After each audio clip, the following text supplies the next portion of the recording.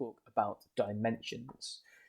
Once you have clicked on your sketch tool and you have selected a plane, so we're going to hover over and we're going to click on the front plane. You know that you're now sketching on the front plane. We want to look at this face on. It makes it a little bit easier for ourselves when we are sketching. So I can do that one of two ways. I can click on the front part over here, or I can click on the N shortcut key on my keyboard. I'm going to hide my top and my right plane, so that you're going to get in the way. And I'm going to go up and I'm going to use this. In fact, let's start with a line tool to start with. I'm going to click once, drag across. You can see that it gives me a kind of a shortcut tool there, that line that shows me that it is horizontal to the ground. And I'm going to click again. Now this is a random length, okay? I'm going to press escape to get rid of this additional part.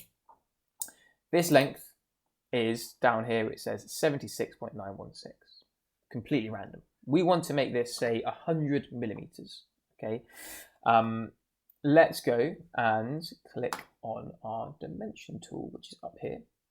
Or, as you can see there, the shortcut key D on our keyboard.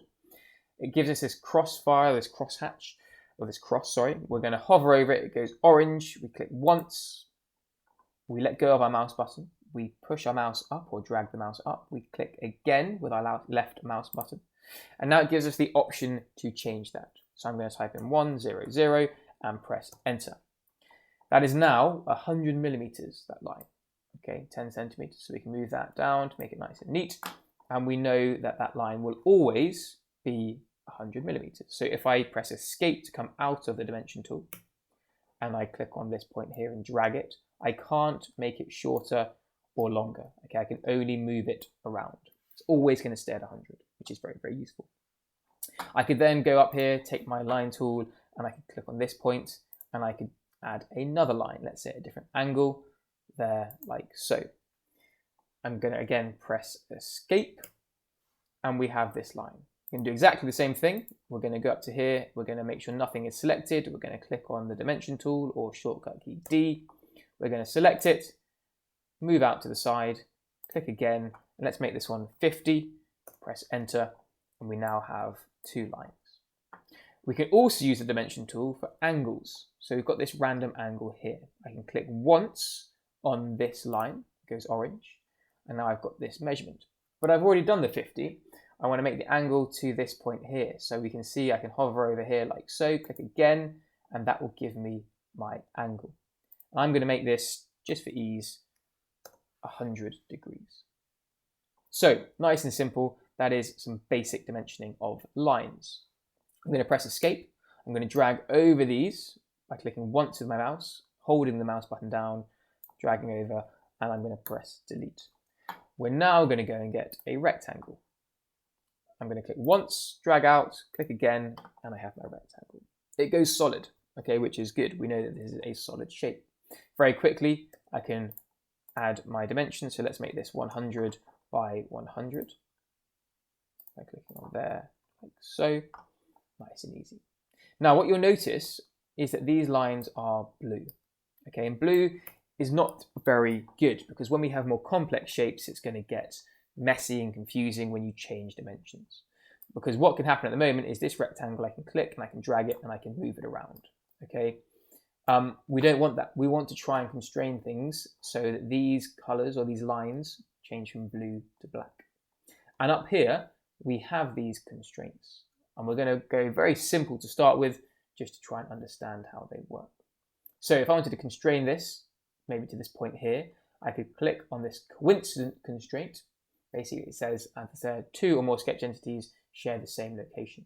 Okay, so I click on there, and I'm going to have this sketch entity here, this point, share the same location with my origin.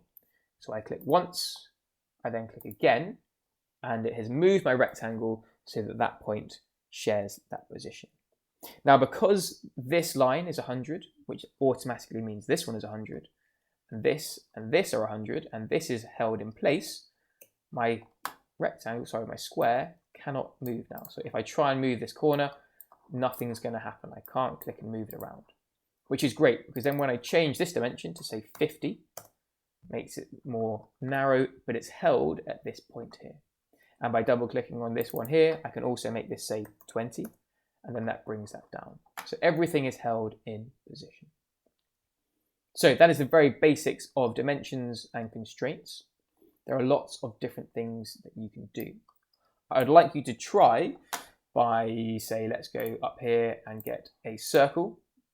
Try changing the dimension of this circle to a random number, completely up to you, and then try constraining that to somewhere on this page.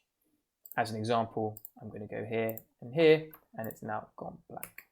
So experiment with lots of different shapes. You have got maybe a polygon that we're going to use. So we could go here, we could change how many parts there are. I can change the dimension by clicking on D, clicking on this dotted line, making this a 50mm diameter, and then I can constrain that. So at this point, I want to constrain to this coincidence section over here.